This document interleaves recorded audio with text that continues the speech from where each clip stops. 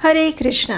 प्रदोष व्रत भगवान शिव को अत्यंत प्रिय है और आप सभी को आज के इस प्रदोष व्रत की बहुत सारी शुभकामनाएं। चलिए प्रदोष व्रत के उपलक्ष्य में आज की सुंदर कथा का आरंभ करते हैं। श्री सूत गोस्वामी ने कहा, त्रयोदशी तिथि में संध्या काल को प्रदोष कहा गया है। प्रदोष के समय महादेव जी कैलाश पर्वत के रजत भवन में नृत्य करते हैं और देवता उनके गुणों का स्तवन करते हैं और इसलिए धर्म, अर्थ, काम और मोक्ष की इच्छा रखने वाले पुरुषों को प्रदोष में नियम पूर्वक भगवान शिव की पूजा, होम, कथा और गुणगान करने चाहिए।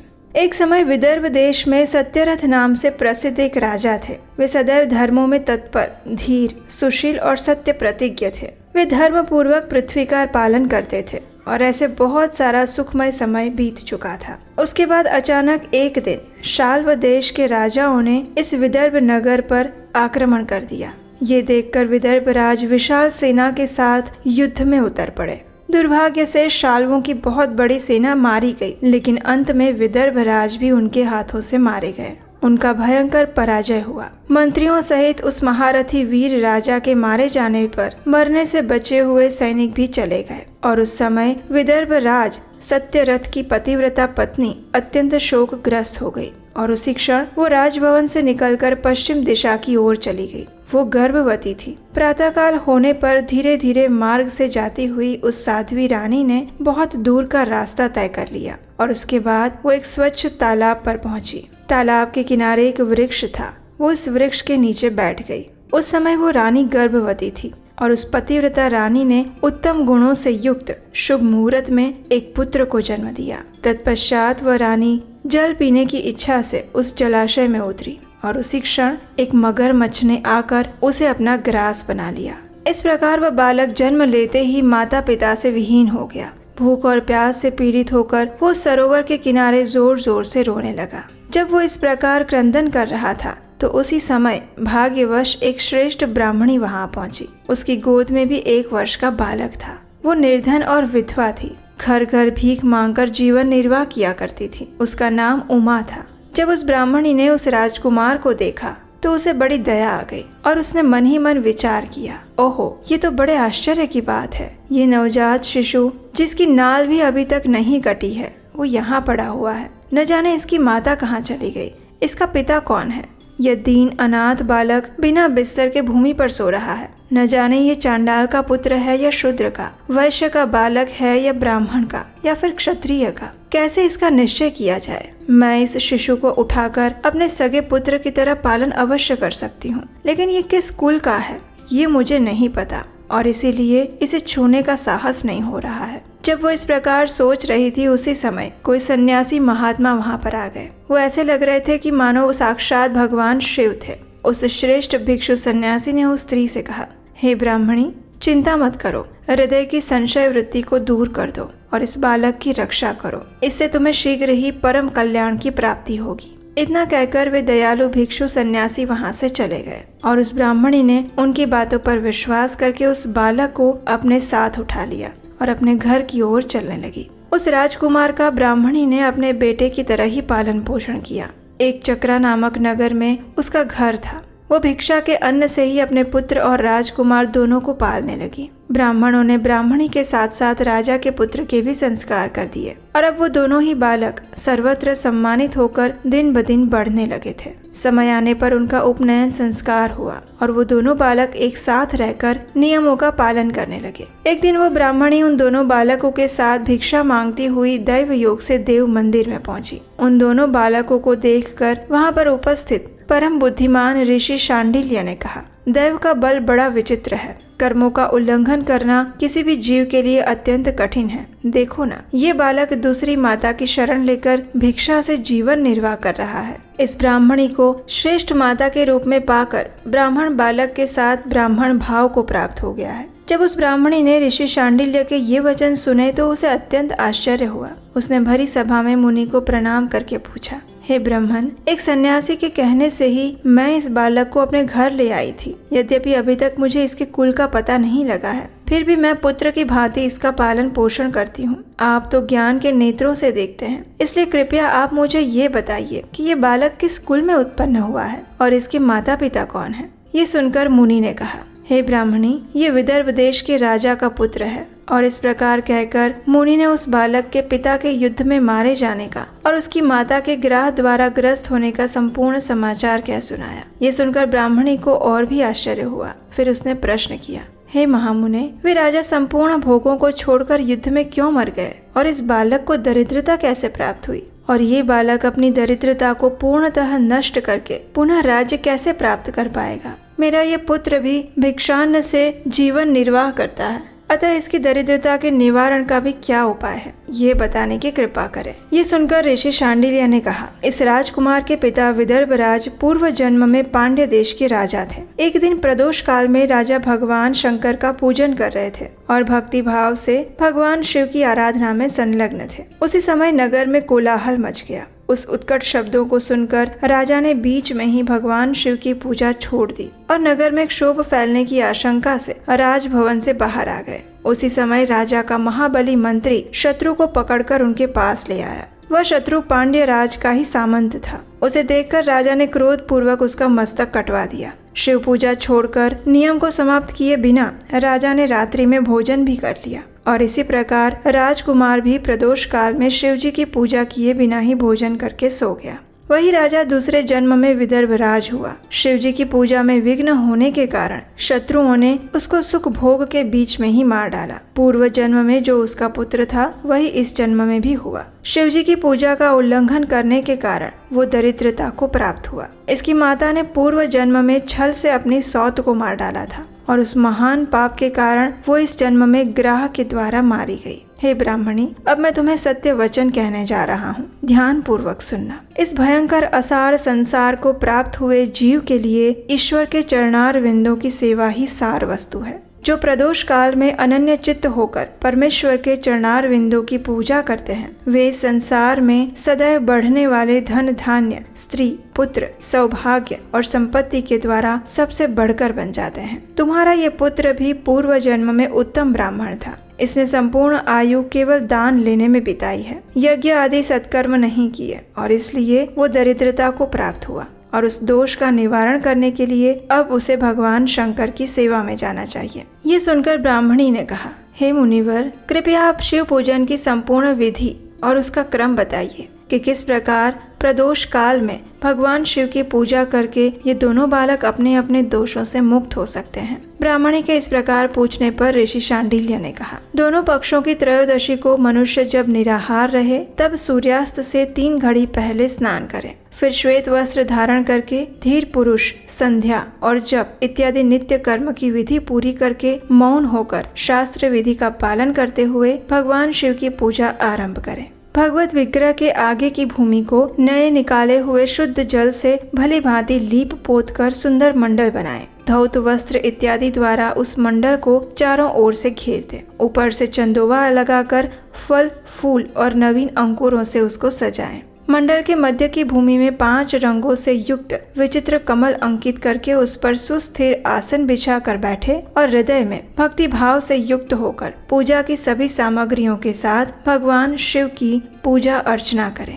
पूर्ण मनोभाव के साथ भगवान शिव को प्रार्थना करते हुए इस प्रकार कहें, हे देव, आपकी जय हो। हे सनातन शंकर, संपूर्ण देवताओं के अधीश्वर, सभी वर को देने वाले हे प्रभु, आपकी जय हो। आपके प्रसाद से मेरे सदा आनंद रहे। समस्त पापों के भय का अपहरण करके मेरी रक्षा कीजिए। मैं महान दारिद्र्य के समुद्र में डूबा हुआ हूँ। बड़े बड़े पापों ने मुझे आक्रांत कर लिया है। कृपया मुझ पर प्रसन्न होइए। एक निर्धन व्यक्ति को इस प्रकार भगवान शिव को प्रार्थना करनी चाहिए। जो धनाढ्य हैं अथवा राजा हैं, उसे भगवान शिव की प्रार्थना करते हुए इस प्रकार कहना चाहिए, हे भगवान शिव, आपकी कृपा से मेरी समृद्धि बनी रहे। मेरे राज्य में लुटेरे ना रहें, सभी लोग निरापद होकर रहें। पृथ्वी पर अकाल, महामारी इत्यादि के संताप शांत हो जाए। संपूर्ण दिशाओं में सुख का साम्राज्य छा जाए। इस प्रकार प्रदोष व्रत के दिन गिरिजापति भगवान शंकर की आराधना करें। अगर ये दोनों बालक इसी प्रकार भगवान शंकर का पूजन प्रत्येक प्रदोष के दिन करते रहेंगे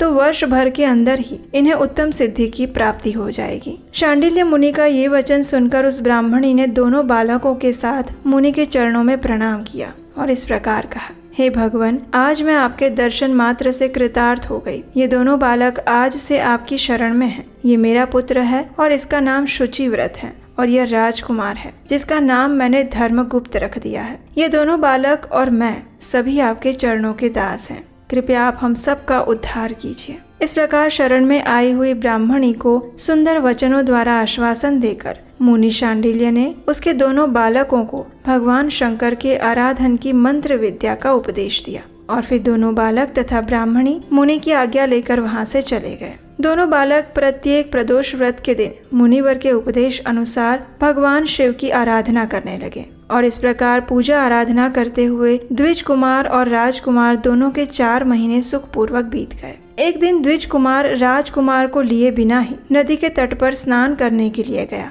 वहाँ झरने के जल के आघात से खाई की भूमि कट जाने से उसमें गड़ा हुआ एक बड़ा भारी खजाने का कलश चमक रहा था। उस पर ब्राह्मण कुमार की दृष्टि पड़ी और उसे देखकर वो अत्यंत हर्षित और कौतूहल में भरकर आश्चर्यचकित हो गया। उसे देवता के प्रसाद से प्राप्त हुआ समझकर वो सिर पर लेकर उसे घर आ गया और घर के अंदर उस घड़े को रखकर माता से कहा, माँ, ये भगवान शंकर का प्रसाद देखो। उन्होंने दया करके घड़े के रूप में ये खजाना दिखा दिया। तब उस पतिव्रता ब्राह्मणी ने राजकुमार को भी बुलाकर कहा, हे पुत्रों, इस खजाने के घड़े को तुम दोनों आपस में बराबर बराबर बांट लो। माता की ये बात सुनकर ब्राह्मण के पुत्र को प्रसन्नता हुई, लेकिन राजपुत्र ने कहा, माता, ये तुम्हारे ही पुत्र के पुण्य से प्राप्त हुआ है, इसलिए मैं इस खजाने को बांट कर लेना नहीं चाहता हूँ। अपने पुण्य से प्राप्त हुए खजाने का वो स्वयं ही उपभोग करें। भगवान शिव मेरे ऊपर भी अवश्य कृपा करेंगे। इस प्रकार प्रसन्नता पूर्वक भगवान शंकर की पूजा करते हुए उन दोनों कुमारों का उसी घर में 1 वर्ष व्यतीत हो गया।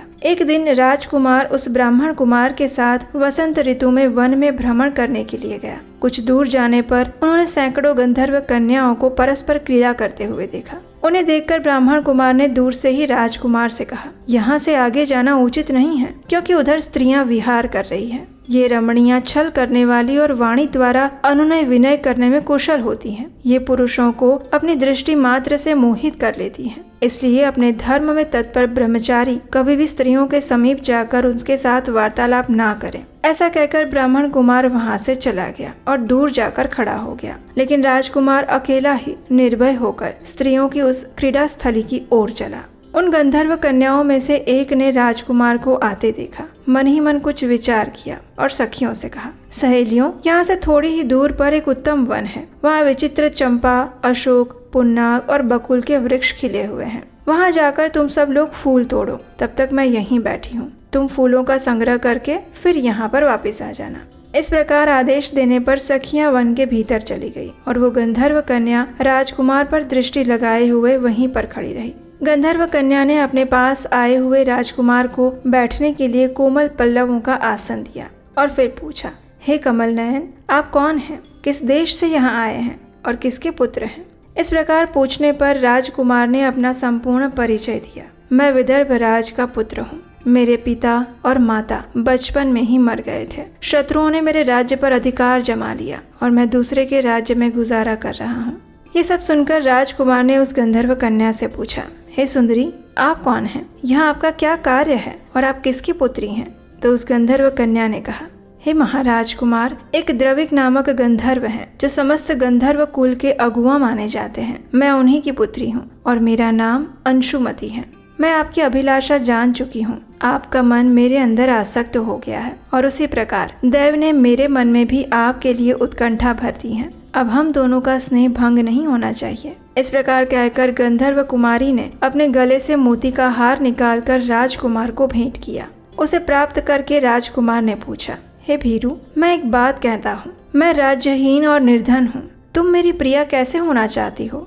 ये सुनकर गंधर्व कन्या ने कहा, आपका कहना उचित है। मैं पिता की आज्ञा के विरुद्ध कोई कार्य नहीं करूंगी। आप इस समय घर को पधारें और परसों प्रातः काल पुनः यहीं पर दर्शन दीजिएगा। आपसे कुछ हमारा कार्य है। इतना कहकर वो गंधर्व कन्या अपनी सखियों के साथ जैसे आई थी वैसे ही चली गई। राजकुमार भी हर्ष पूर्वक ब्राह्मण कुमार के पास लौट गया। उसने ब्राह्मण पुत्र से सारी बातें कही और उसके साथ घर को प्रस्थान कर गया। तत्पश्चात पूर्व निश्चित समय आने पर राजकुमार द्विज पुत्र के साथ वन में उसी स्थान पर गया। उस स्थान पर पहुंचकर राजकुमार ने देखा गंधर्वराज और उनकी कन्या दोनों उपस्थित हैं। गंधर्वराज ने वहां पर आए हुए दोनों कुमारों का अभिवादन किया। सुंदर आसन पर बिठाकर उनसे कहा, हे विदर्भ राजकुमार, मैं कल कैलाश पर्वत पर गया था। वहाँ मैंने पार्वती जी के साथ महादेव जी के दर्शन किए। उन्होंने मुझे बुलाकर सभी देवताओं के समीप इस प्रकार कहा, पृथ्वी तल पर धर्मगुप्त नाम से प्रसिद्ध एक राजकुमार है जो इस समय अकिंचन है। उसका राज्य छिन गया है। शत्रुओं ने उसके देश को अपने अधिकार में कर लिया है। अब वो बालक अपने गुरु की आज्ञा से सदा मेरी आराधना में संलग्न रहता है और उसी के प्रभाव से आज उसके समस्त पितृ मेरे स्वरूप को प्राप्त हो गए हैं। तुम भी उस राजकुमार की सहायता करो।